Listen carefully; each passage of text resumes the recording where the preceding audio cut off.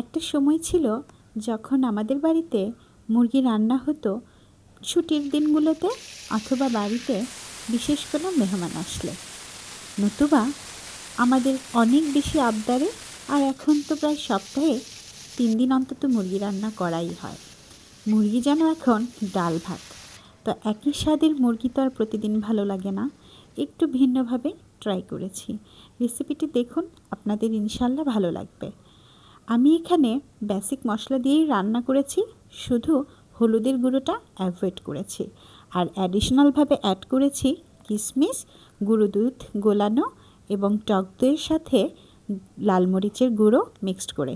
আর শেষে একটু লেবুর রস, গোলমরিচ গুঁড়ো আর গরম মশলার গুঁড়ো। ব্যাস, আপনারা এভাবে একদিন একটু রান্না করে খেয়ে দেখবেন। সাদা ভাত অথবা পোলাওয়ের সাথে দারুণ জমে যাবে এই পদটি। ধন্যবাদ।